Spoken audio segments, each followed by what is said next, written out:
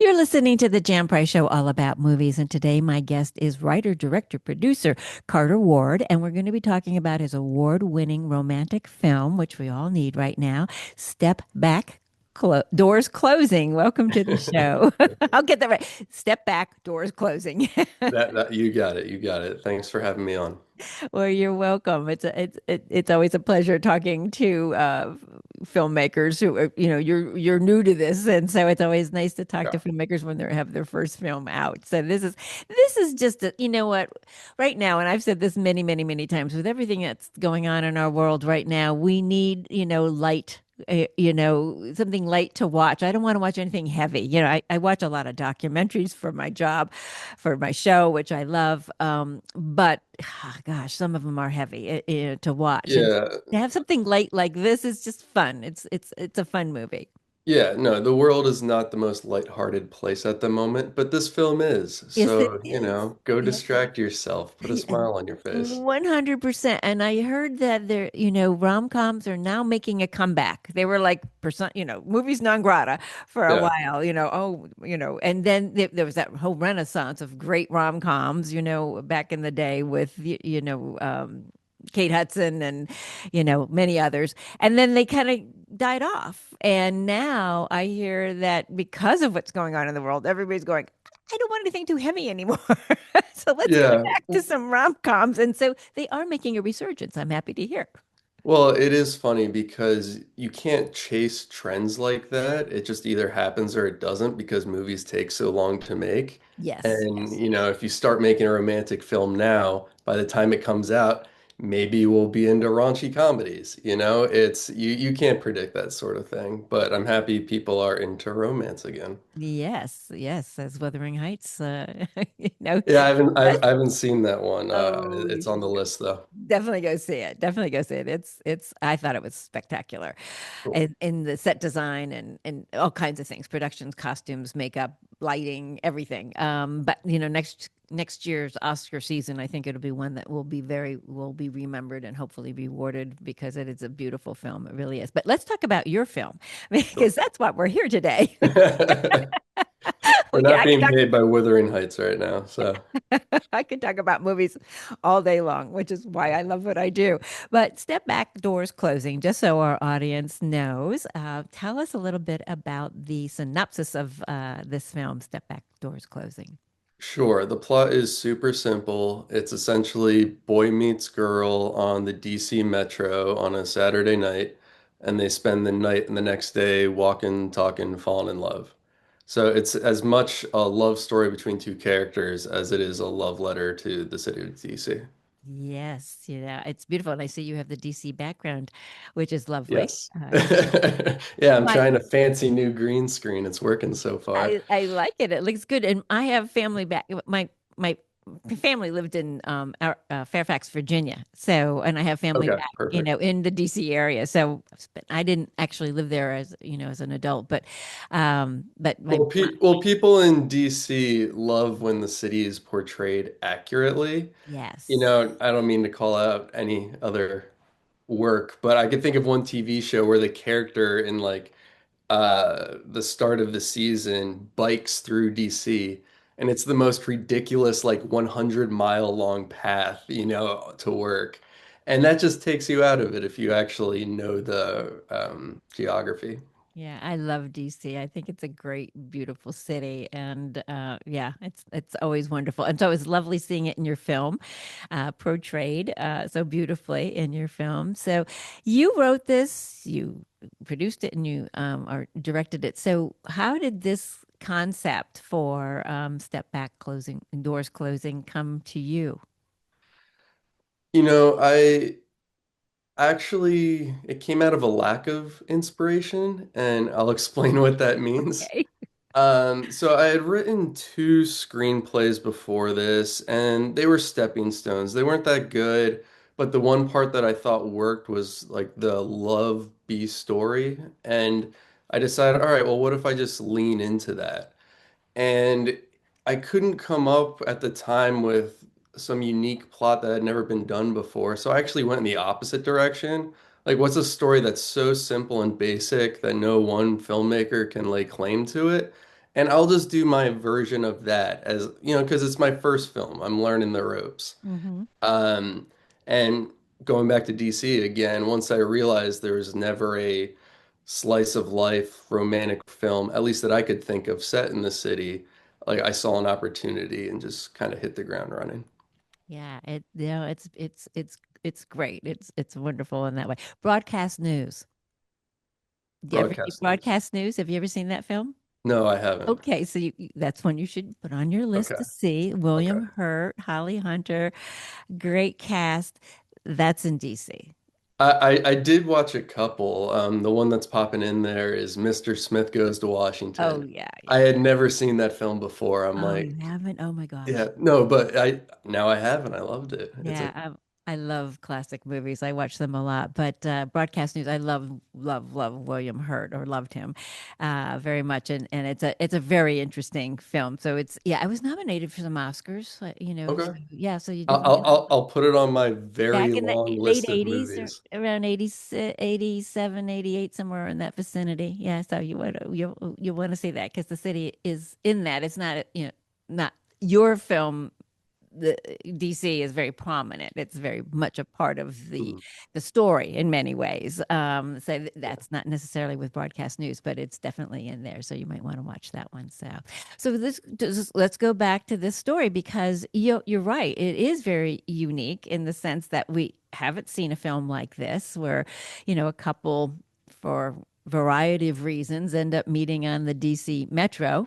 Both of their plans change. They've just flown in, and so their plans change, and they meet, in unusual circumstances, and proceed from there. So it's a wonderful unfolding. And this film would not work if it wasn't for your two leads. And I really want to talk about them, Carmen Berkeley and Riley Walters, because the chemistry is really perfect, just right on. So talk about that. Talk about them a little bit. Yeah, no, I love Riley and Carmen. I would love to work with both of them again one day. But this was a COVID film. It took a while to release it into the world, but we did all of our casting with an excellent casting director whose name is Matthew Glasner. We did it all through self-tapes and chemistry over Zoom. So Matthew sent me 50 tapes for the character Ryan and 50 tapes for the character Julisa. I narrowed it down to five and five, and we just over chemistry reads on Zoom, we just mixed and matched, not looking for the best actors per se, but the best chemistry between the two. And they had it, it was undeniable. So I can't take any credit for that, Yeah. but I can take credit for a good choice, I suppose. But no, they're super talented, and they're also just good people, which is so refreshing, you Yeah. know? Yeah, Yeah. it comes through the screen too, that they are. That's got to be really difficult to try to do chemistry reads over Zoom. Yes, but at the same time, I'd never done this before. I've never done chemistry reads in person. And by doing it over Zoom, I mean, you see what they look like on screen. Hmm. It's not going to be perfect lighting or a great camera. They're going to be using their laptops. But I almost feel like that might make it easier in a sense. But I'm just making that up because, like I said, I've never done it in person. So who knows? So you started this during COVID, Yeah. which a lot of movies started during COVID, which is, interesting in itself. How and it's taken a while for it to come out, but how did you end up getting the funding and, being able to, because, I this is what I do. I talk to independent and Yeah. documentary filmmakers all day long. And it's very hard to get a movie made, especially for a first time filmmaker. So what was that process like for you? Sure. Well, the day job for me is working at Trader Joe's. So to put it mildly, it was not my money funding this film. But it was primarily from a well-off relative who's very generous and supportive of my career. But we Nice. had about eight investors in total. And it's, with one exception, it's people that are not in the film industry. I was told when I was building my business plan to cater it towards uh, people that know the business versus people outside of it. And I catered it to people outside of it because I thought I'd have a better chance of connecting with them. But yeah, that's the honest answer. Interesting. So when there's a lot of parallels then again with you and Sure, sure. Ryan works at Trader Joe's. Yeah, yes, absolutely. and he lives in Maryland, and Yeah, yeah. so is this a lot based on you?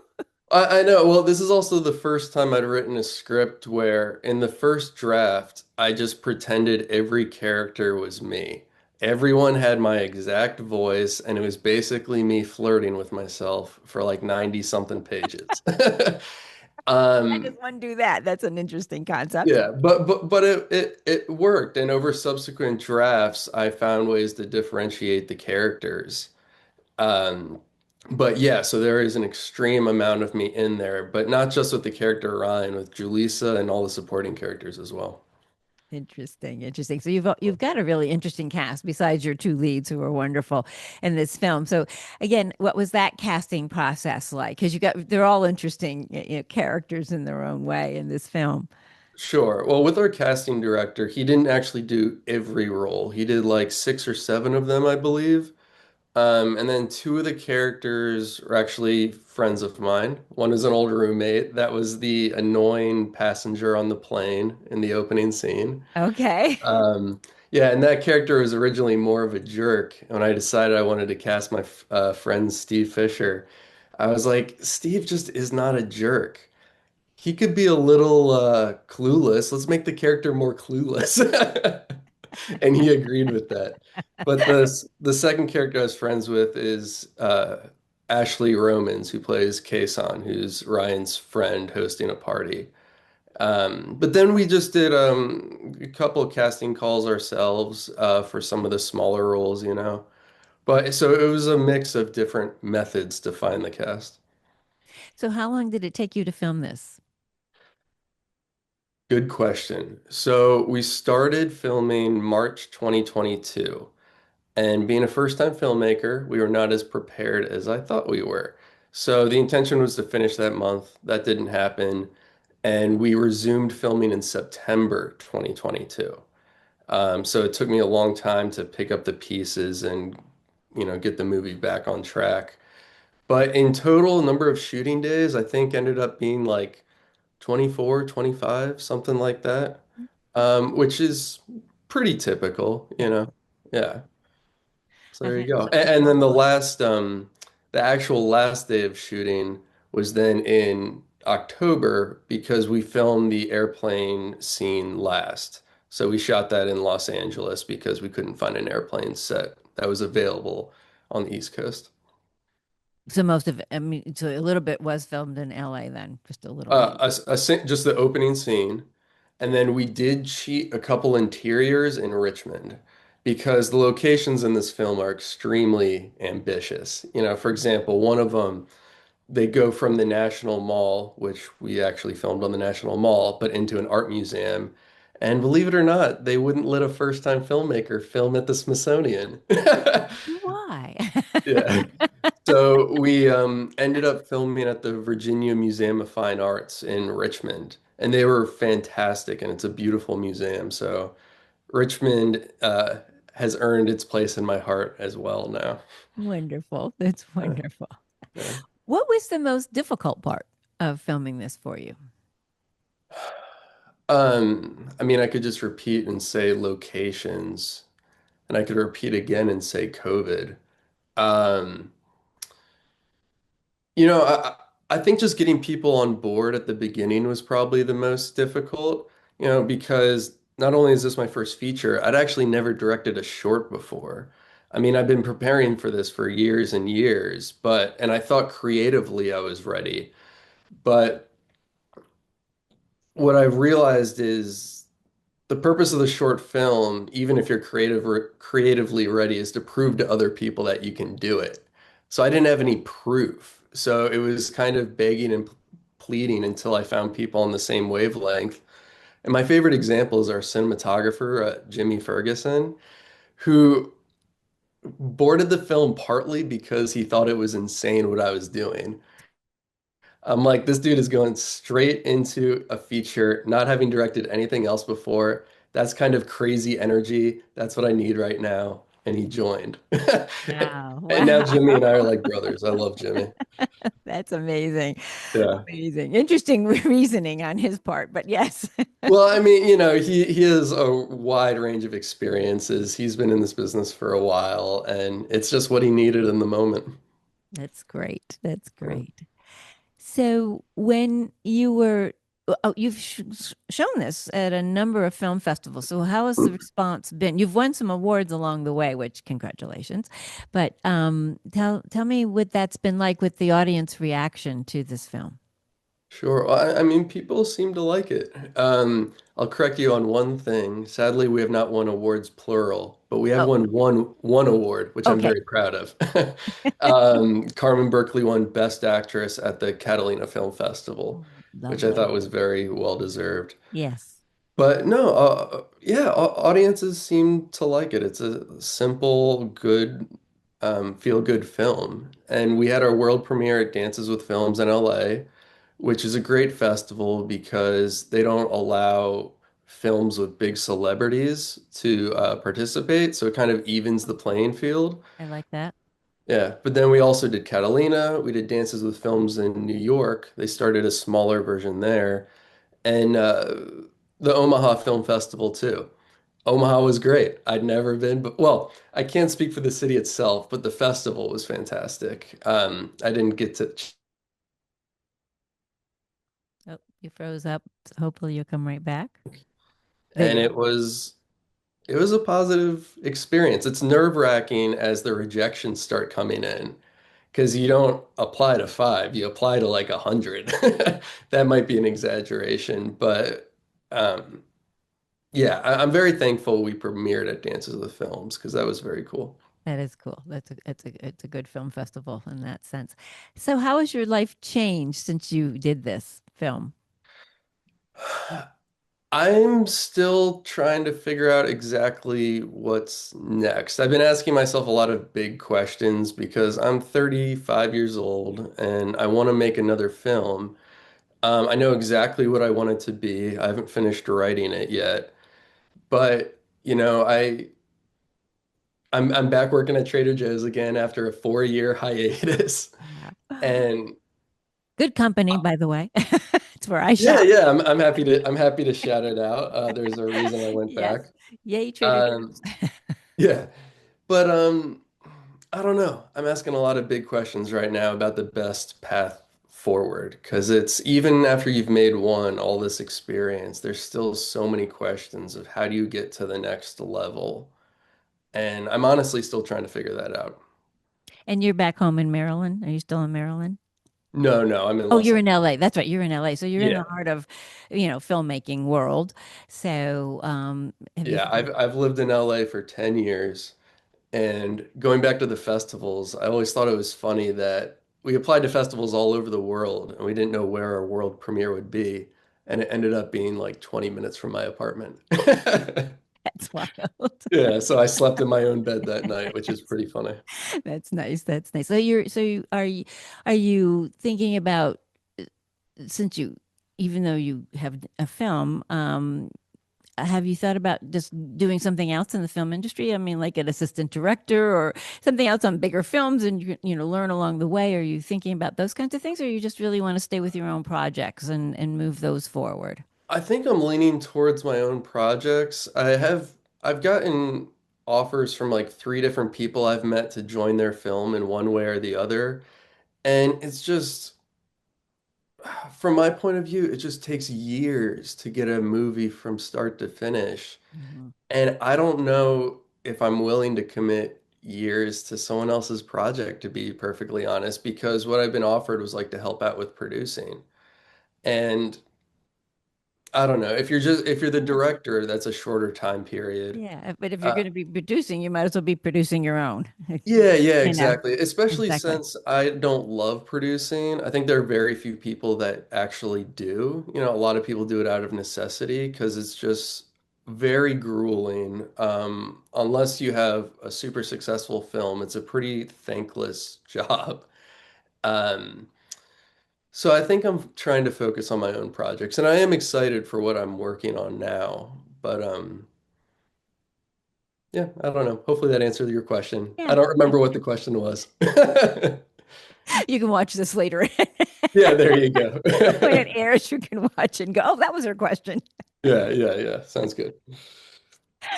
So where can people see it? It is. This is, right now, as I said in the beginning of the show, is that there's so many things going on in the world and what we want something nice and light. And this is about really interesting in the sense of people lowering their guards, down, and so they can be Sure. open to exploring and falling in love. And I like how you end it. So I'm not going to give that away, but I like how you end it in that sense. And it's just and the main characters, as I said, the actors, Carmen Bailey and Riley Walters, are really wonderful, and their chemistry is great. So it's really a wonderful film, and I hope people do seek it out. So where can people watch Step Back, Doors Closing? So at the moment, they can watch it anywhere you rent or buy movies individually. So go on Amazon, go on Apple, you can rent or buy it. And there are a ton of different platforms as well, but those are the main two. The main ones. Well, great, great. Well, thank you for being on the show, Carter. I wish you much luck on your Thank next you. project, and we'll have you back on once you Yeah, once you I would get it. love to be back. Thank you. It would be great. I would love to have you back on. I wish you much success. All right. Thank you very much. Thank you. Take care. Have a wonderful day. Bye bye.